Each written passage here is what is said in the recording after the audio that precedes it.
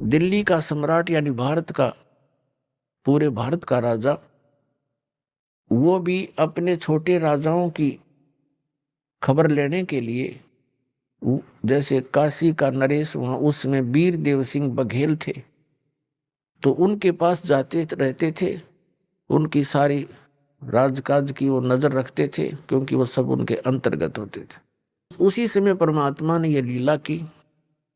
सभी हिंदू धर्म के आचार्य, शंकराचार्य और अन्य जितने मंडलेश्वर थे, उनका सबका दाव लग गया। ब्राह्मण गुरु जितने थे, और उधर से मुसलमानों के पीर और काजी जो पहले दुखी थे परमात्मा से, और साथ में एक शेख तकी नाम का जो मुसलमान था, वो पीर था, गुरु था, किसका? सिकंदर लोधी का, राजा का। और उसके पूरे भारत के जितने भी मुसलमान धर्म के अनुयायी थे, उस शेख तकी के संकेत से सब काम करते थे। वो इतना उसको मानते थे, और वो सिकंदर लोधी के साथ ही जाता था। वो भी पहुंचा हुआ था। अब सभी ने मिलकर, हिंदू और मुसलमान दोनों के धर्मगुरु, उन्होंने अपने अपने अनुयायियों को भ्रमित किया। कहा कि देखो भाई, ऐसा व्यक्ति अगर काशी में रहेगा, हमारे नगर में रहेगा, क्या असर पड़ेगा बच्चों पर? कैसे निकलेंगे हम बाहर? चलो, राजा सिकंदर लोधी आया है, उसके सामने हम अपनी अर्ज करेंगे और इसको कठिन दंड दिलवाएंगे। वीर देव सिंह बघेल जो काशी नरेश थे, वो भी परमात्मा कबीर जी के शिष्य हो चुके थे। उनकी लीला देखकर, उनकी शक्ति देखकर, उनके ज्ञान को से परिचित होकर दिल्ली के सम्राट सिकंदर लोधी भी कबीर परमात्मा जी के शिष्य हो चुके थे, क्योंकि सिकंदर लोधी को एक बहुत भयंकर असाध्य रोग था, और वो परमात्मा कबीर जी के आशीर्वाद मात्र से स्वस्थ हो गया था, जिस कारण से पुनर्जीवन प्राप्त करके सिकंदर लोधी कबीर परमात्मा का बहुत आभार व्यक्त किया करते थे और शिष्य भी बन गए थे। लेकिन राजा का इतना ही सांग होता है, जनता घनी दिखी ना, अपने राज के जाने के भय से वो कुछ भी फैसला ले लेता है। उस समय ना वो भगवान देखता, ना कोई गुरु और धर्म देखता। धर्म मीन धार्मिकता। तो उसने सभी लोग इकट्ठे होकर सिकंदर लोधी के पास पहुंच गए, जिस रेस्ट हाउस में वो रुके हुए थे। सारी कहानी से परिचित होकर के राजा ने आदेश दे दिया कि इसको, सभी ने कहा जी इसको सजाए मौत दी जाए और गंगा के अंदर डबो के मारना चाहिए इसको, पत्थर मार मार के। राजा ने अपने राज्य को बचाने के लिए, कहीं जनता तेरी विरोधी ना हो जा, ये हम इसे नकली है, अपने हाथ से सिकंदर लोधी ने कबीर साहब का, अपने गुरुदेव का हथकड़ी लगाई।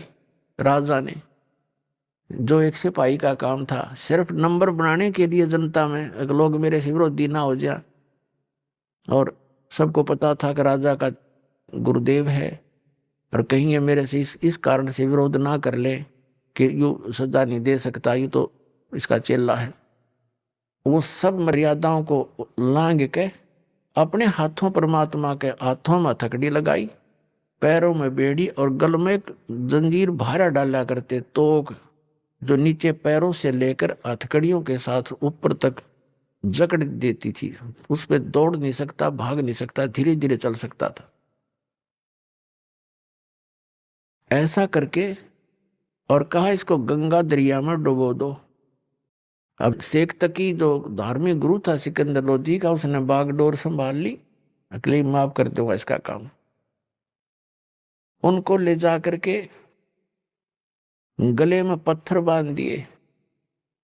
वो बेड़ी हथकड़ी तो लगाई रखी थी, तोक भी जड़ रखी थी, पत्थर भी बांध दिए गले में भारा भारा रस्सों से, और नौका में बैठा के 5-7-10 व्यक्ति साथ गए। दरिया गंगा के बीच में जाकर उठा के कबीर साहब को और ऐसे पटक दिया। कि ना हाथ पैर मार सकेगा और पत्थरों के वजन से डूब जाएगा, इसका टंटा कट जाएगा। उन्होंने ऐसे पटका गंगा के अंदर, दरिया के अंदर, सभी हथकड़ी बेड़ी अपने आप टूट गई। पत्थर बांध रखे थे वो टूट गए, वो दरिया में डूब गए।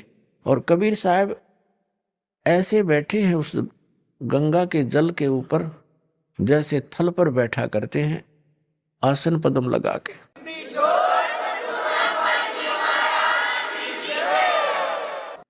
नीचे से लहर जा रही है, परमात्मा सुरक्षित बैठे। अब नौका वाले वापस आ गए।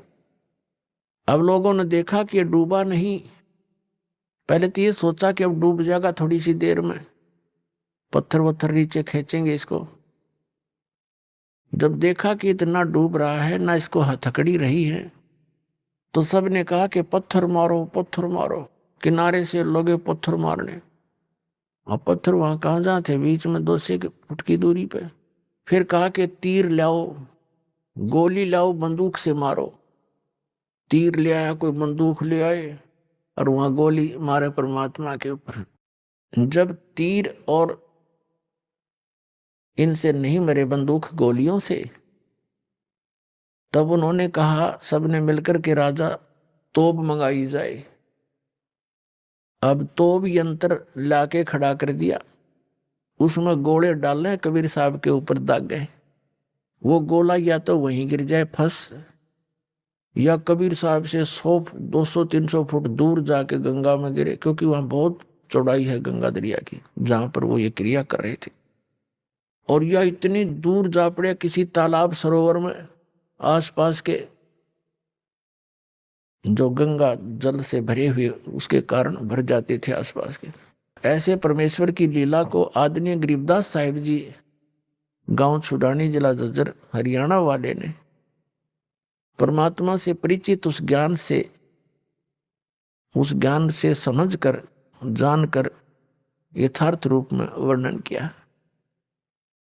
यहाँ थोड़ा सा वर्णन आदरणीय गरीबदास साहिब जी का आपको देते हैं, क्योंकि पुण्यात्माओं, आज तक आपने कौड़ियों को तो लाल समझ रखा था, और लाल को हमने कौड़ी जानकर कहीं फेंक रखा था कूड़े में। अब दास ने पहचाना उस लाल को, क्योंकि लाल के गुणों से परिचित हुआ, और उस लाल को उठाकर आपको आपके सामने ला रहा हूं कि जिनको तुम लाल समझ कर लिए हुए हो वो लाल नहीं है, वो समर्थ भगवान नहीं है। और समर्थ के बिना कोई सुख हो ही नहीं सकता, आपकी गति नहीं हो सकती, आपके यहां भी पाप नाश नहीं हो सकते, आपके प्रारब्ध के जो पाप कर्म है वो यहीं कट सकते, नहीं कट सकते, और आप सुखी नहीं हो सकते। यहां भी दुख और आगे भी आप दुखी होगे। केवल समर्थ कबीर परमात्मा से ही आपको यहां भी सुख मिलेगा। आप जो अब प्रारब्ध के कष्ट के कारण, आप पाप के कारण आप कष्ट में हैं, और जब तक ये पाप नाश नहीं होगा, इतने कष्ट मिटे नहीं। जैसे कोई रोगी किसी रोग से पीड़ित है, और रोग जब तक नहीं कटेगा वो सुखी हो ही नहीं सकता। तो ये प्रारब्ध का जो पाप है, ये एक रोग, इसके कारण से जो जो आपको कष्ट है, कोई घर में समस्या है, कोई धन हानि हो रही है, या कोई पुत्र में गड़बड़ है, या पुत्र वधू का दिक्कत है, तो इस तरह की जो प्रारब्ध कर्म पाप के कारण दुख है, ये पाप नाश होने से सुख होगा। तो पाप नाश केवल कबीर परमात्मा ही कर सकता है। तो यहां इसलिए आपको उस लाल की महिमा, लाल को लाल सिद्ध करने के लिए आपको भी वो उनके लक्षण बताए जा रहे हैं कि सचमुच लाल ऐसा ही होता है। और किस किस ने इस लाल को पहचाना था, उन्होंने यही लक्षण बताए जो दास बता रहा है।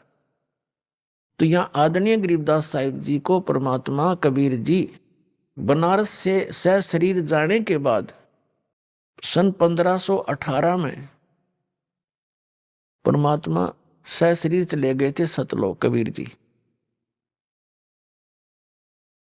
और सन 1727 में,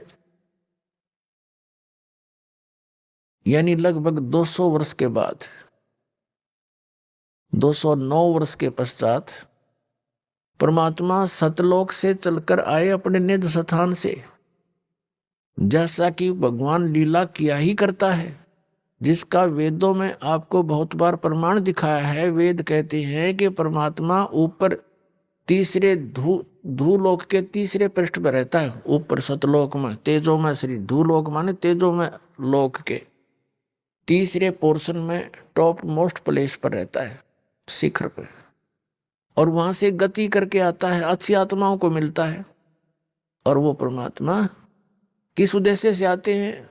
अच्छी आत्माओं को मिलते हैं जो दृढ़ भक्त होते हैं, उनको तत्व ज्ञान का उपदेश करते हैं, अपने से परिचित कराते हैं, और एक कवि की तरह आचरण करते हैं वो उस समय जब वो आते हैं,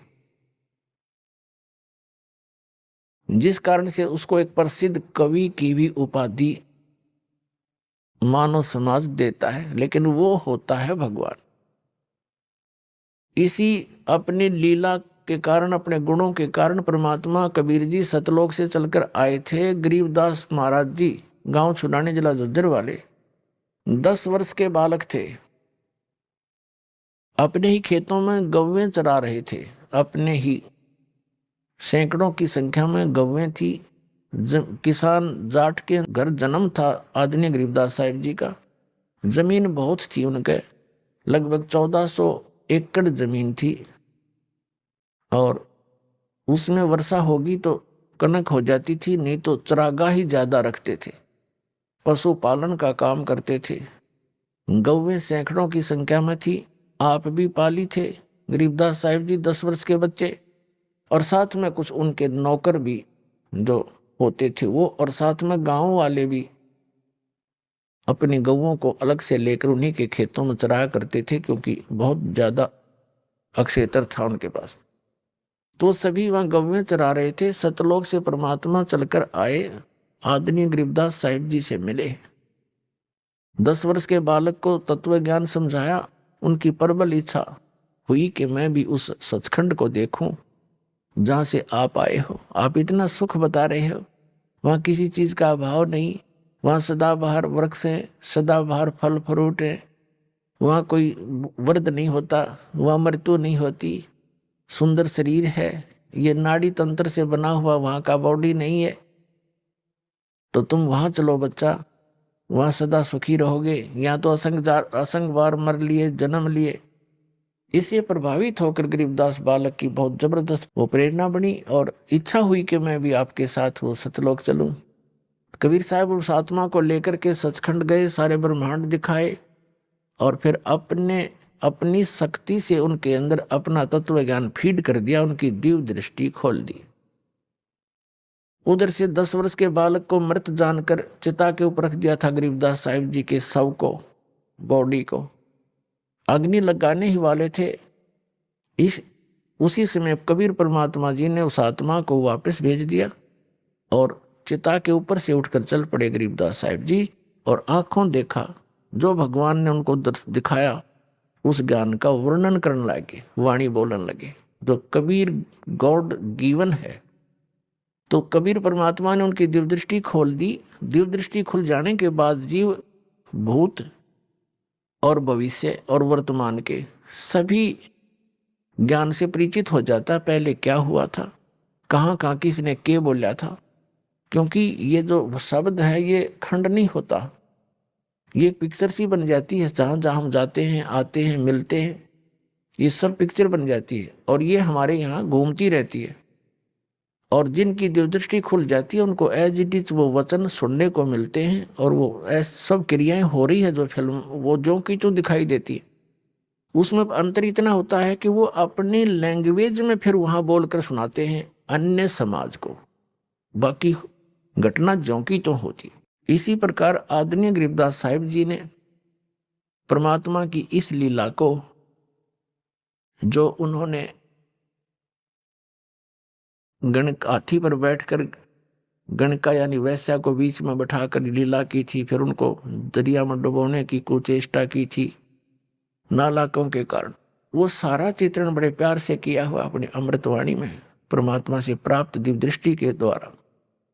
पुण्यात्माओं, जैसे लाखों वर्षों पहले श्री रामचंद्र जी ने जो लीला की थी, जिसको रामायण कहते हैं, उस रामायण का, वो सारी घटनाओं का ज्यों का तो चित्रण श्री तुलसीदास जी ने अपने वचनों में, अपने हिसाब से, अपने वाणी में किया था। तो वो सबको मान्य है कि जो तुलसीदास जी ने लाखों वर्ष के बाद उस समय चल रही चलचित्र के की तरह वो सारी घटनाओं को देखकर और लिखा था और सत्य माना जा रहा है। इसी प्रकार अपनी दिव्य दृष्टि की रेंज होती है। जैसे एक सूक्ष्मदर्शी होती है, एक दूरदर्शी होती है, तो दूरदर्शी का भी, दूरबीन का भी अपना अपनी रेंज होता है, क्षमा होती है। कोई तो 1 किलोमीटर तक दिखा सकती है, कोई 100 फुट तक ही दिखा सकती है, देख सकती है, और कोई ऊपर के ग्रहों तक भी देख लेते हैं यहाँ से बैठे, उनकी इतनी अक्षमता होती है। इसी प्रकार कबीर परमात्मा द्वारा प्राप्त उस दिव्य दृष्टि की रेंज गरीबदास जी को जो मिली थी वो सबसे ज्यादा थी। अरबों खरबों वर्षों पहले के ज्ञान, सतलोक से क्या हुआ, कब हुआ, कैसे हुआ और भविष्य में क्या होगा, वो सारा आदरणीय गरीबदास साहिब जी ने अपनी अमृतवाणी में तुलसीदास जी की तरह लिखा, जो हमें मान्य है और होना चाहिए। वो सुनाते हैं। अब क्या बताते हैं? फिर गणका के संग चले शीशी बड़ी शराब, गरीबदास उस पूरी में जुल्हा भया खराब। उस काशी नगरी में कबीर परमात्मा उन लोगों की दृष्टि में एक बेहुदा व्यक्ति लगने लगा। जुल्हा यानी वो कबीर धानक परमात्मा हुआ खराब, यानी सबकी दृष्टि में वो गलत सा लगने लगा। क्योंकि फिर गणका को संग लिया, शीशी भरी शराब, वैसा को साथ लिया, और लोगों की दृष्टि में वह शीशी शराब की थी, लेकिन वो गंगा जल था। गरीबदास उस पूरी में जुल्हा भया खराब, तारी बाजी पूरी में ये भिष्ट जुलदी नीचे, गरीबदास गणकास जी ही दो संतों के बीच। गरीबदास जी क्या बता रहे हैं कि उस पुरी में, नगरी में, जब कबीर साहब को उस दशा में देखा, हाथी के ऊपर बैठे हुए हाथ में शीशी शराब की तरह पी रहे थे गणका को, वैसा दोनों संतों के बीच में बैठी थी, तो सारी नगरी में ताली पिट्टी, हंसी मजाक कर, गाली दें, ये दुल्हा नीच, वो अपनी असलियत पर आ गया। देखो, तारी बाजी पूरी में ये भ्रष्ट दुलहदी नीचे, गरीबदास गणकास जी ही दो संतों के बीच, गावत बैन विलासे पद गंगा जल पीवंते, गरीबदास भी भल बहे वो मत वाले घूमत, बड़ुआ बड़ुआ सब कहें कोई न जाने खोजे, दास गरीब कबीर करम ये बाटे सिर का बोझे। क्या बताते हैं कि कबीर साहब पर अपनी महिमा के शब्द गा रहे थे। गावत बैन विलास पद वो गंगा जल पीवंते, गंगा जल पी रहे थे शीशी से, और गरीबदास भी भल बहे वो मत वाले घूमंते, जैसे लोगों को ऐसा लग रहा था ये तो बिल्कुल शराब के नशे में और मत वाला होकर घूम रहा है।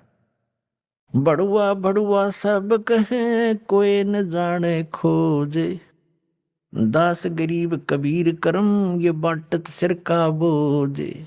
सब कहने लगे तो बड़ुआ है, गंदा आदमी है, देखो सरेआम क्या जुल्म कर रहा है। तो आदरणीय गरीबदास साहब जी कह रहे हैं कि भड़ुआ भड़ुआ सब कहें और कोई ना जाने खोज, वास्तविकता से को परिचित नहीं, ये लीला क्या कर रहे हैं। गरीबदास जी कह रहे हैं कि कबीर परमात्मा वो अपने सिर से इन नकली शिष्यों का बोझ पटक रहे हैं, डारत सिर का बोझ। अपने आत्माओं, इस तत्व ज्ञान से आपको बहुत कुछ ज्ञान होगा। जैसे ये नकली संत लाखों करोड़ों शिष्यों को अपने पीछे लगा कर गर्व महसूस कर रहे हैं कि हम बहुत बड़े संत और मंडलेश्वर बन गए। और ये पता नहीं, आपको ज्ञान है नहीं, आप अधिकारी हो नहीं। इतने शिष्यों को आप भ्रमित करके परमात्मा की आत्माओं को कितने अपराधी दोषी बन रहे हो। आपके ऊपर इतना जबरदस्त भार हो जाएगा, आप तो असंख्य जन्मों तक नरक से नहीं निकल पाओगे। तो ये परमात्मा ने भी यह लीला की कि जब देखा 64 लाख से उस समय, आज से 600 650 वर्ष पहले 664 लाख से सोना कोई बालकों का काम नहीं, ना कोई मीडिया था, ना कोई ऐसा। और दानक जो लाहे के घर जन्म जिसका, एक गरीब व्यक्ति आम आदमी की दृष्टि में तो कितने समर्थ थे वो। कैसे उन्होंने लीला करके अपने बच्चों को अपनी शरण में लिया, उनको सत भक्ति दी। लेकिन हम परमात्मा को ना पहचान कर उससे ऐसे ही बिछुड़ते रहे। अब वो कमी, अब जो दास आज सत्संग सुना रहा है, वो लास्ट में रिजल्ट निकलेगा इसका। तो वह त्रुटि, वो कमी अभी तक हमें हानि करती रही, आगे अड़ती रही। तो क्या बताते हैं, तो सभी के सभी जो शिष्य थे वो अपने आप विमुख हो गए, सत्संग में जाना है छोड़ गए। यहाँ दो स्थिति होती है। एक तो होता है गुरुद्रोही। गुरुद्रोही वो होता है जो गुरु की निंदा करने लग जाता है, उसका विरोधी बन जाता है, तो वो तो गुरुद्रोही है। गुरुद्रोही तो कभी भी फिर भविष्य में अगले जन्मों में कई असंख्य युगों तक मानव शरीर नहीं प्राप्त करता। और जो वैसे ही लोक लाज में दब के अराना छोड़ गए, तो उनको, और गुरुद्रोही हुए नहीं, गुरुद्रोही की परिभाषा आपको बताई थी, तो उनको फिर आगे उस परमात्मा के द्वारा दी गई भक्ति, जिसने 2 वर्ष की, किसी ने 10 वर्ष की, किसी ने 20 वर्ष भी की होगी, किसी ने 30 वर्ष भी की होगी, तो उस भक्ति से वो रह गए यहीं पर। लेकिन उस भक्ति के कारण परमात्मा उनको चार्ज कर गए, इतने दयालु हैं। उनको फिर मनुष्य जन्म मिलने शुरू हो गए। और वो ही आप हो जो यहाँ आ रहे हैं, उन 64 लाखों में से पहले वो आएंगे। आप भटक रहे हो, परमात्मा से दूर हो गए, लेकिन वो दयालु हैं। उनको मालूम था कि ये अब नहीं पहचानेंगे मुझे, इन हमें चार्ज कर गए, इतने दयालु हमारे कर्म बनवा गए हैं, अराब बढ़वा कवा गए, और हम उनसे दूर हो गए, और कोई विकल्प नहीं था उनके सामने। तो हम अब आप जी को जो मनुष्य जन्म मिलता हुआ आ रहा है, आपके अंदर प्रेरणा है परमात्मा की। कोई कहीं जा रहा है, कोई संत के पास जा रहा है, कोई किसी मंदिर में जा रहा है, कोई तीर्थों पे जा रहे हैं, कोई अपने आप ही कोई साधना कर रहे हैं, तो आपके अंदर वो चाह है। तो 2 प्रकार से मानव शरीर प्राप्त होता है। एक तो पूर्व के पुण्य कर्मों से लगातार मनुष्य जीवन कई कई भी मिल जाते हैं, जब तक उसके पूर्व जन्म के पुण्य चलते हैं, भले ही आगे वो भक्ति करे या ना करे, पिछले प्रारब्ध के कर्मों से, संचित कर्मों से ऐसे मिल जाते। तो जो व्यक्ति ऐसे मनुष्य जीवन से ही मनुष्य जीवन प्राप्त है, वो जल्दी भक्ति को ग्रहण करता है, उसमें एक चेष्टा रहती है परमात्मा के पाने की। और एक दूसरी टाइप से मिलता है जन्म, एक टर्न वाइज मिलता है, नंबर वाइज। जैसे 84 लाख प्रकार के प्राणियों के शरीर में कष्ट भोगने के उपरांत इतने पुण्य शेष रख लिए जाते हैं इस प्राणी के, कि उसको एक मनुष्य जीवन फिर से दिया जाता है। जो अन्य प्राणियों के शरीर भोग भाग के अब आए हैं, वो इस भक्ति में जल्दी से नहीं लगेंगे, चाहे कितना सिर पटक ले, उनकी ओर ही वृत्ति होती है। तो आप जी जो कहीं भी किसी संत के पास गए हैं, उनके पास, या किसी मंदिर मस्जिद गुरुद्वारों में जा रहे हो, आप वो आत्मा हो जो मनुष्य जीवन से ही आपको पुनः मनुष्य जीवन प्राप्त हुआ। पिछले जन्म में भी आप मानव ही थे, इसीलिए आपके अंदर अन्य व्यक्तियों से एक विशेष, आपके विचार भी अच्छे होते हैं, आपका भाव भी ठीक होता है। भले ही आप कितनी बुराई कर रहे होते हो उस समय, लेकिन इस ज्ञान को सुनते ही बड़े बड़े शराबियों ने शराब त्याग दी, दुराचारियों ने दुराचार त्याग दिया, डाकुओं ने डाके डालने छोड़ दिए, चोरों ने चोरी छोड़ दी, रिश्वतखोरों ने रिश्वतखोरी छोड़ दी। तो वो पुण्यकर्मी प्राणी गलती से फंस गए उस विकारों में, तो वो पुण्य मनुष्य जीवन से आए हुए तुरंत त्याग देते। और जो टर्न वाइज नंबर प्राप्त है वो भी बुराइयां कर रहे हैं, वो नहीं ना सुनते हैं ना वो त्यागते हैं, वो तो याद फिर उनका अंत ही बुरा होता है, वो अलग है। उनमें थोड़ा समय लगे, ऐसा नहीं है जो मनुष्य अन्य प्राणियों के जीवन से मनुष्य जीवन प्राप्त किया है वो भी शरण में आ सकते हैं, लेकिन उनको टाइम ज्यादा लगेगा आने में। वो उस समय आएंगे जब परमात्मा का पूरा ज्ञान पूरी पृथ्वी पर फैल जाएगा, बच्चा बच्चा उनको समझाने लगेगा, तब धीरे धीरे उनके अंदर वो वस्तु घर उनका भी करेगी, ऐसी बात नहीं। लेकिन आप जी वो है जो यहाँ पहले आ रहे हो, कभी परमात्मा से बिछड़े हुए हो आप। जब कबीर भगवान आए थे, अब कोई महाराष्ट्र से आ रहा है, कोई गुजरात से आ रहा है, कोई कहीं से आ रहा है, तो एक गांव में हजारों घर होते हैं और 2-3 बच्चे निकल कर आते, तो काल ने जगह जगह फेंक रखा था इनको संस्कार बस, और वहां से परमात्मा उठा उठा कर प्रेरणा कर करके टीवी के माध्यम से, पुस्तक के माध्यम से, किसी भाई बहन रिश्तेदार के माध्यम से अपना फिर संदेश भेज रहे, और वही बच्चे अभी यहाँ आ रहे।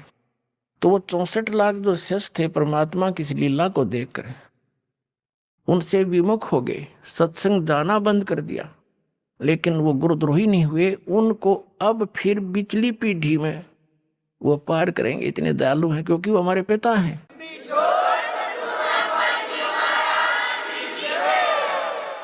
और सोच छलछीदर मैं करूं अपने जन के काज, इन संतों ने सोचना पड़ेगा कि बाहर ने सिर पर धर के ले जाओगे, भगवान भी पटक दिया उन्होंने।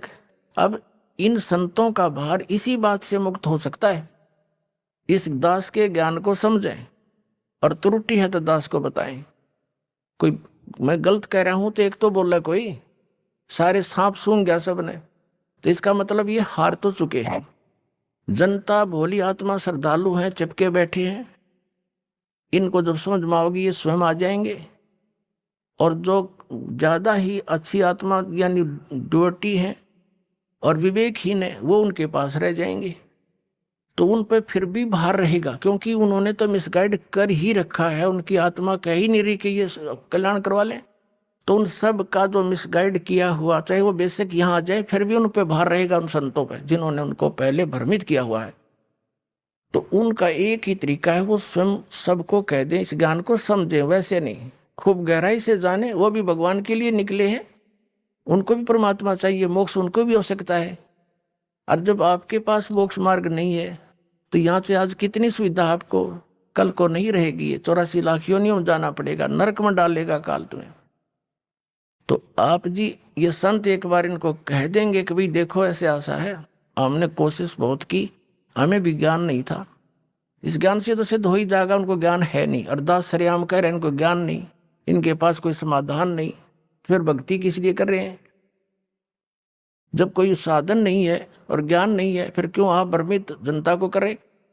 तो इससे इनको ये समझ में आ जाना चाहिए और कह देना चाहिए अपने अनुयायियों को, भाई ऐसे ऐसे बात बन गई, मुझे भी ज्ञान नहीं था, और आप भी चलिए, आप कल्याण कराओ वहां पर जाकर के। अब एक डॉक्टर के पास आने में के शर्म माने? दास डॉक्टर है, आपको जन्म मरण का रोग है, परमात्मा ने दास को डॉक्टर बना के भेज दिया, तो सारा विश्व आ जाओ।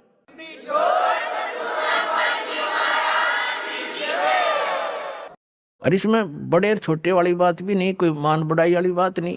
दास एक डॉक्टर है, डॉक्टर को क्या विमान है, उसका तो पैसा है, चाहे लाखों जितना भी वो डील कर सकता, सबको कर सकता है। यहाँ तो आध्यात्मिक मार्ग में चाहे सारा विश्व आ जाओ, ये तो शब्द की शक्ति तो सारे पार हो जाएंगे, और भक्ति करोगे, नियमित रहोगे, थोड़ी सी बात है। और परमात्मा का यथार्थ ज्ञान दास के पास है, संत भी आवे और वही चेले रहेंगे, वही आश्रम उनके भक्ति दास के अनुसार करनी पड़ेगी, और अपना एक दास बनकर रहना पड़ेगा, संत महंत बनकर नहीं रह सकते। फिर तो आपके कर्म बिगड़े रह जाएंगे।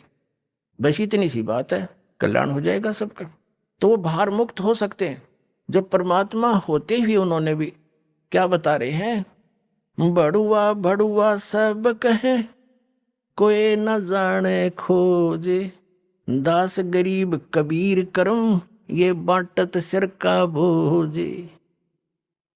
अपने सिर से बोझ उतार रहे हैं परमात्मा, फेंक रहे हैं नीचे, पटक रहे हैं। 64 लाख शिष्य हो गए थे, जो गुरु पर भार होता है उन शिष्यों का, वो तो भोली भाली आत्मा समर्पण हुई बैठे हैं, और वो कसाई के ले जा रहे हैं जो गलत रास्ता बता रहे हैं, काल के जाल में फंसा रहे हैं, तो इनसे बड़ा अपराध कुछ नहीं हो सकता। तो कबीर साहब जो परमात्मा ने भी अपने सिर से बोझ पटक दिया कि ये जान जोगे नहीं है सतलोक, तो क्यों सिर पर भार रखा, तो ये अपने सिर से भी उतार के उन्होंने तरीका यूं अपना लिया, तो सब उनसे विमुख हो गए, तो उनसे वो भार मुक्त हुए। देखो गण का संग लई कहते कौम छती से, गरीबदास इस जुलहदी का दर्शन आन हदी से। सब 36 कौम 36 जात ये कह रही है, देखो वैसा को साथ लिए सरेआम घूम रहा है, इस जुलाहे का इस दान के तो दर्शन करने में भी टोटा।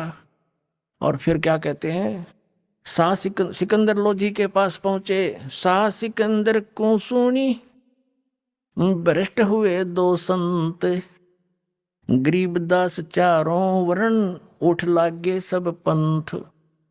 यानी सिकंदर लोधी के पास सभी ने जाके बता दिया कि ये दो संत आदरणीय रविदास साहिब जी, परम पूज्य कबीर परमेश्वर जी के विषय में कहा कि वो दो भ्रष्ट हो गए, उन्हें सरेआम वैश्यावर्ती करते हाथी पर घूम रहे।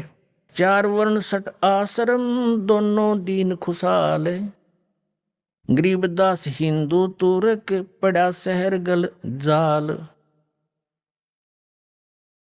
अब क्या बताते हैं कि सभी के सभी जितने दोनों धर्मों के आचार्य शंकराचार्य पीर गुरु थे, ये सट बड़े खुशी बनाई, अकाज इसका टंटा कट जाएगा, आज इसको राजा जान से मरवा देगा, फांसी की सजा देगा, इसको दंडित करवाएंगे। शाह सिकंदर कह गए सुन कबले अरदास, गरीबदास तलबा हुई वो पकड़े दोनों दास। आदरणीय गरीबदास साहिब जी बता रहे हैं कि शाह सिकंदर के जब सब लोग गए काशी के इकट्ठे होकर के और उन्होंने अर्ज करी, तब सिकंदर लोधी ने कहा कि लाओ उन दोनों को पकड़ कर। तो वो दोनों पकड़े गए, आदरणीय रविदास साहिब जी, परम पूज्य कबीर परमेश्वर जी। कह कबीर यो क्या किया गणकालीनी संगे, गरीबदास भूले भक्ति ये पड़ा भजन में भंगे। अब सिकंदर लोधी शेष था, पहले तो जो ज्ञान सुन रखा था भगवान का, उसके आधार से बोला कि कहो कबीर यो क्या किया, वैसा ले ली संग और गरीबदास भूले भक्ति। सिकंदर लोधी कह रहा है कि तुम भक्ति भूल गए और आपके पड़ा भजन में भंग।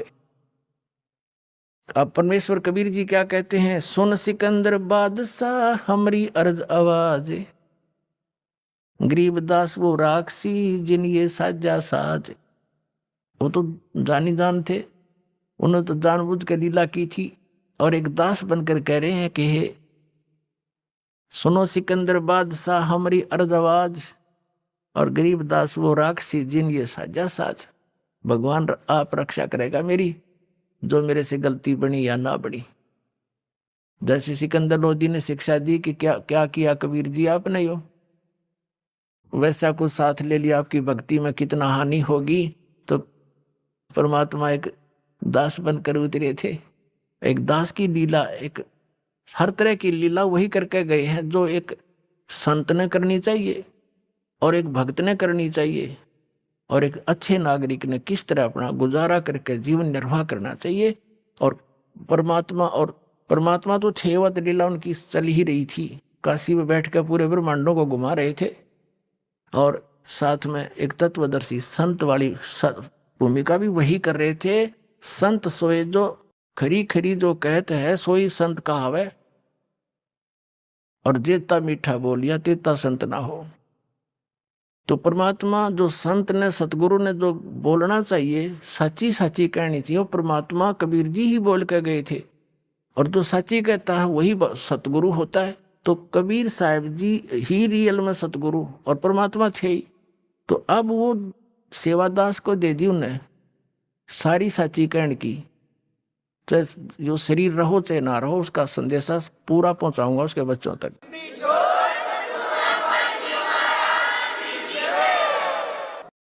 तो यहाँ परमात्मा खरी खरी कहा करते थे, सारी लीला वही कर रहे थे। और एक राजा के सामने नागरिक और दोषी कैसे बोलना चाहिए, ऐसे बोल रहे हैं। और उनकी दृष्टि में तो दोषी थे, लेकिन वो तो पूर्ण परमात्मा है, समर्थ है, निर्मल है, निर्दोष है।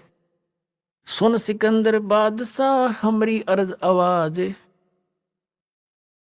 और कबीर साहब की तरफ से गरीबदास जी कह रहे हैं, गरीबदास वो राक्षसी जिन ये साजा साज, कि मेरा तो भगवान मेरी रक्षा करेगा, जो भी मेरे से हुई सो हुई। अब क्या बताते हैं, फिर क्या किया। जड़िया तोक जंजीर गल सहा सिकंदर आप, गरीबदास पद लीन है वो तारी अजब जाप। अब कबीर साहब लीला कर रहे हैं, हमें बता रहे हैं, समझा रहे हैं कि कोई भी आपत्ति आप पर आ जावे, चाहे झूठी या सच्ची, किसी प्रकार से भी, आप किसी कर्म से या वैसे किसी की गलती के कारण, तो उस समय परमात्मा के इस अजप्पा जाप जो नाम आपको दे रखा है, इसमें लौ लगा लेना। फिर जो भी होगा परमात्मा आधार से ही होगा, उसमें अन्य किसी का चिंतन नहीं करे। कोई भी आपत्ति के समय अपने मालिक के उस नाम का स्मरण करे जो आपको प्राप्त है। क्या बता रहे हैं, जड़िया तोक जंजीर गल साहा सिकंदर आप, गरीबदास पद लीने है ये तारी अजब